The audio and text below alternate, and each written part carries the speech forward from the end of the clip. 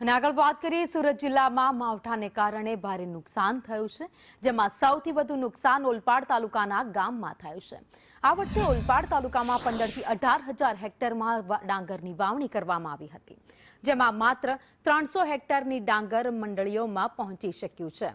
બાકીનું પલળી જતા ખેડૂતોની હાલત વધુ દયનીય બની છે। કમોસમી વરસાદથી ખેડૂતોને 70 થી 100% જેટલું નુકસાન વેઠવાનો વારો આવ્યો છે।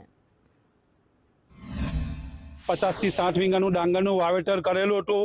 આજે હમણાં 5 થી 8 વીંગાનું ડાંગર જે મારે જે સળગાઈ ગયું છે, એના માટે મને સરકારને નમ્ર વિનંતી છે, જે ખેડૂતોને નુકસાન થયું છે એને વળતર મળવું જોઈએ।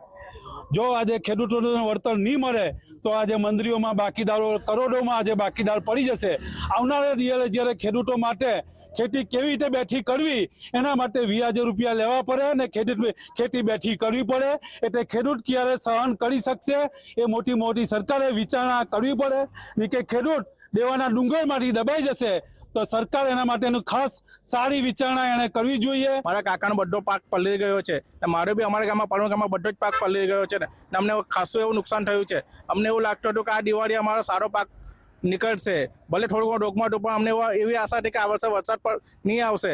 ઉનાળુ કે ચોમાસું દર વખતે વરસાદ પડે છે ને અમારે ડબલ મજૂરી કરવી પડતી હોય છે, મજૂરોને ડબલ પૈસા આપવા પડતા છે। અમને તો અમારી કંઈ મળી બી નથી રહેતું। હવે અમને રાજ્ય સરકાર કેન્દ્ર સરકારને એવી અમે આશા રાખીએ છીએ કે અમને થોડું ઘણું આનો સર્વે કરાવો, અમને થોડું ઘણું વળતર ચૂકવી આપે। અમારી મુસીબત શું છે કે ત્યાંથી આવીને અહીંયા ખેતી કરવી પડે છે। ખેતી કરીને આપણા મનથી કે ચાલો થોડું પાકમાં થોડું વળતર મળે। હવે જગ્યા કોઈ મળી સૂકી જગ્યા તો અમે ખેતરમાં નાખ્યું। ખેતરની આશા અમને એવી હતી કે કદાચ વરસાદ થોડો આવવાનો છે એટલે ખેતરમાં નાખી દીધો। હવે ખેતરનું વરસાદનું પાણીથી અમારે બધું માલ પેલાઈ ગયેલો છે, તો બહારથી ટ્રેક્ટર મંગાવી ભાડેથી મજૂર ભાડાને મંગાવી આ બહાર કરીએ છીએ। હજુ તો અમારે મેઘા છે સિદ્ધેશ્વર વિલામાં નાખીએ છીએ, ત્યાંથી 2 દિવસ સુકાવવું પડે, ત્યાર પછી મિલમાં જશે। મારે ઉત્પાદન સારું હતું પણ વરસાદને લીધે મને લગભગ ઘણું નુકસાન થયું છે જ। અત્યારે ચોમાસામાં બી હું આ જીનમાં પહોંચાડવાની તૈયારી કરતો હતો ને સતત 3 દિવસના વરસાદને કારણે મારો પાક નિષ્ફળ ગયેલો છે જ। આ જમીન મારી પાસે 5 કે 6 વીંગાનો નંબર છે, એમાં લગભગ 3 થી 4 લાખ રૂપિયાનું નુકસાન છે જ। મારું બીજું બી 15 વીંગા જમીન વરોડમાં પડેલું છે, પણ ત્યાં કોઈ ચાલતી જવાય કે કોઈ વાહન જઈ શકે નથી।